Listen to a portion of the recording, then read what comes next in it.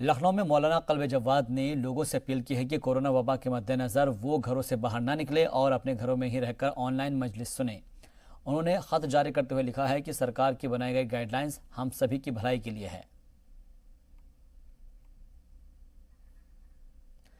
تو آپ کو بتا دیں کہ محرم کا مہینہ ہے اور اس ماہ محرم کے مہینے میں مجلس نہ کرنے کے لیے ایک طریقے سے کیونکہ لوگ جاتے ہیں باہر تو کورونا وبا کی وجہ سے اس کو روکا گیا ہے، لیکن انہوں نے گھر پر ہی سننے کی اپیل کی ہے۔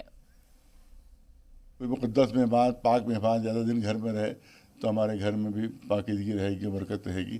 تو ہو سکتا ہے مولا کی مصلحت یہی ہو کہ زیادہ دن مہمان رہنا چاہتے ہیں ہمارے، لہذا ہماری گزارش تمام مسلمان بھائیوں سے، شیعہ سنیوں سے یہی ہے کہ وہ جو ہائی کورٹ کا آرڈر آیا ہے اس کا احترام کریں اور کل کے دن کوئی تعزیہ دفن کرنے کی کوشش نہ کرے۔ کوشش ہماری جاری ہے اور ہم چاہیں گے کہ کووڈ کے سلسلے میں بھی ہماری ایسی بات ہو کہ جس میں اضافہ نہ ہو اور ہمارے جو تعزیے وہ بھی دفن ہو جائے۔ ہماری اس کی کوشش جاری رہے گی، لیکن کل کے سلسلے میں ہمیں اجازت نہیں مل سکی ہے، لہٰذا ہماری اپیل یہی ہے کہ کل تعزیہ دفن نہیں ہو پائیں گے اور اس میں جو ہے وہ ہماری بھی مدد کریں اور کورٹ کے جو فیصلہ اس کا احترام کریں۔ لہٰذا اپیل ہماری یہی ہے، گزارش ہماری سب سے یہی ہے۔ تو آپ لوگوں سے اپیل یہ کر رہے ہیں کہ کل لوگ باہر نہ نکلیں۔ کووڈ-19 کے سبب حکومت ہند نے کسی بھی طرح کے جلوس نہیں نکالے جانے کی گائیڈ لائنز جاری کی ہے، جس پر مسلم طبقے کے لوگ بخوبی عمل کرتے نظر آ رہے ہیں۔